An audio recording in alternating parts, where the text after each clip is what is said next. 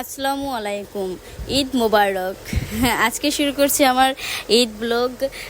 ঈদের দিন সকালটা আমার এভাবেই শুরু হয়েছিল। আমার বাচ্চার ড্রেস এভাবে দেখতেছিলাম, তাকে পরিয়ে দেব, সে কোন ড্রেসটা পরবে। আমি সবগুলো ড্রেস বের করছিলাম আর দেখতেছিলাম, খাটের উপর রেখে দিয়েছিলাম। তারপর তাকে ঘুম থেকে জাগাতে যাব, সে ঘুম থেকে উঠে এসে বলবে সে কোন ড্রেসটা পরবে। সে ভীষণ চুজি, আমি যদি কোন ড্রেস চুজ করি সে সেটা পরবে না, আমি জানি সেটা। এই যে সে ঘুমাচ্ছে, আমি চলে এলাম তার কাছে যে ওঠো, আজকে তো ঈদ, আর কত পরে পরে ঘুমাবে, এবার তো ওঠো। হ্যাঁ, তারপর বাচ্চারা সবাই চলে আসলো। এই যে আমার কাজিনদের বাচ্চারা, মাশাল্লাহ ওদের বাচ্চাগুলো, আমার খুব ভালো লাগছে কাজিনদের সাথে দেখা করতে পেরে। এই যে আমার প্রিন্সেস একদম রেডি, সে ঈদ গেট আপ নিয়ে।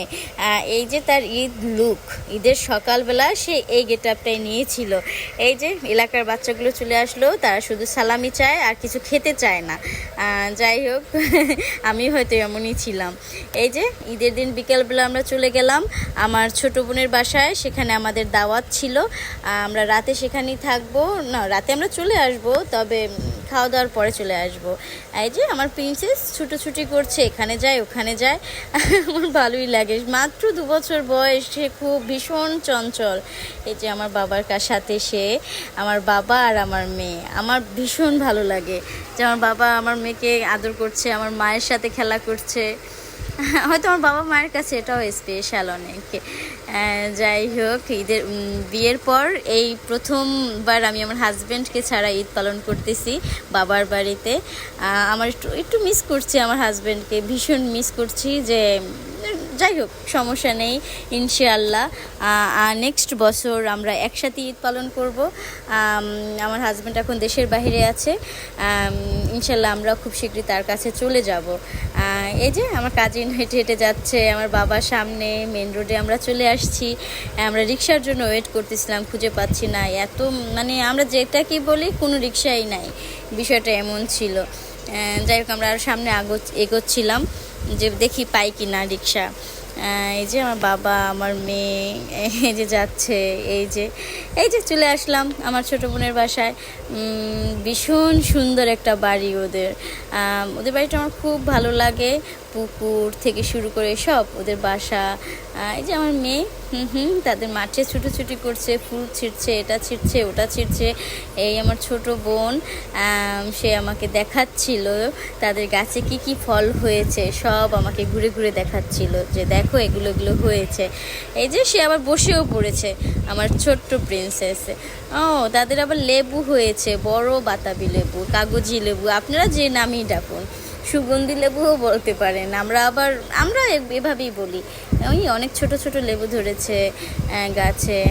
এই যে আমার প্রিন্সেস ফুল ছিঁড়ে ছিঁড়ে এনে আমাকে বলে মামি মামি, মানে আমাকে সেগুলো দেয়, ফুল এনে আমাকে দেয়।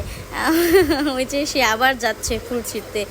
এখন সে তার সোনামাকে খুঁজছে, আমার ছোট বোনকে সে সোনামা বলে ডাকে, সে বলে সোনামা ওয়ের আর ইউ, এভাবে সে খুঁজতেছিল।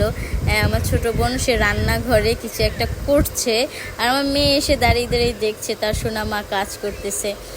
এই যে আমার বোন কিছু একটা করতেছিল তাদের বাসার পিছনে, এরকমটা আসলে গ্রামের বাড়ি এরকমই থাকে স্বাভাবিক, পাতা মাটির চুলো, তারা আরও ওপাশে রান্না করতেছিল মাটির চুলায়। আমরা যাব পরে, সেখানে যাব দেখতে। দেখি আমার মেয়েটা আবার কই গেল, এই যে দেখি, আগে খুঁজে দেখি আমার মেয়ে গেল কোথায়। আমি খুঁজতেছিলাম এভাবে যে আলানা কোথায় তুমি, এই যে সে ছুটে বের হয়ে আসলো আমার প্রিন্সেস।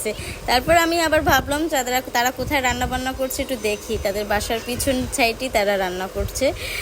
এই যে মাটির চুলায় রান্না, অনেক কিছু রান্না করেছিল আমার মাওয়ের মতো মানুষ হয় না, এটা তাদের হাঁস মুরগির খোপ, আমরা খোপ বলি, আপনারা কি বলেন জানি না। এই যে আমার বোনের ননদ, চাচি শাশুড়ি এরা রান্না করতেছিল। এই যে অনেক কিছু রান্না করছে।